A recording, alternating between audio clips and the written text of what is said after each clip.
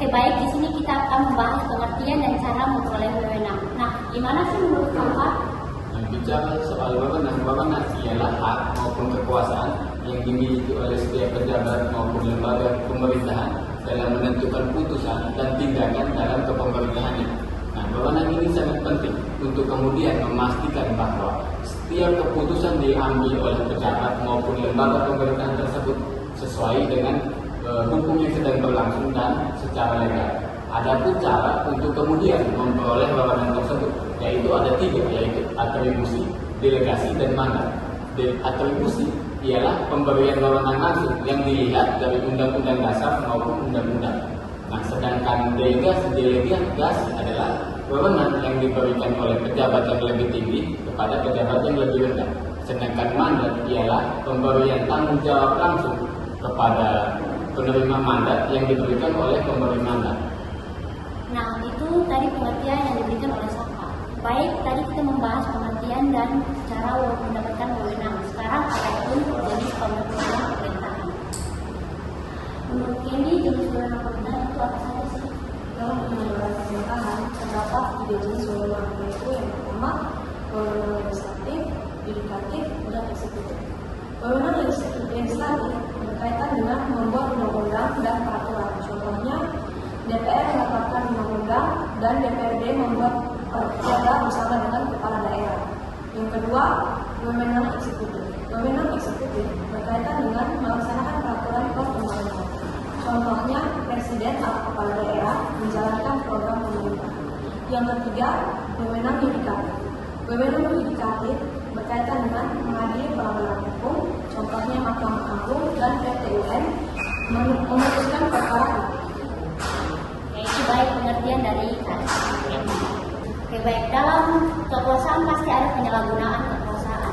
Coba kita tanyakan ke Pak Izan bagaimana contoh kesalahan kekuasaan. Penyalahgunaan wewenang itu terjadi saat pejabat bertindak di luar batas yang diberikan hukum. Contoh nyatanya seperti seorang camat yang mengeluarkan izin mendirikan bangunan padahal itu bukan bagian dari kewenangannya, atau seorang kepala desa yang menggunakan dana desa untuk kepentingan pribadi. Ini bukan cuma pelanggaran administrasi saja, tetapi bisa masuk ranah pidana juga. Oke, baik, itu dari contoh kekuasaan yang dilakukan semena-mena oleh pejabat-pejabat negara ini. Kita akan memberikan contoh penggugatan yang akan diberikan pada kalian. Bagaimana sih contoh penggugatan itu? Jadi kalau terjadi penyalahgunaan wewenang, masyarakat bisa mengajukan gugatan kepada pengadilan tata usaha negara atau PT UN. Contohnya, seperti warga menggugat keputusan bupati yang mencabut izin usaha tanpa dasar hukum jelas.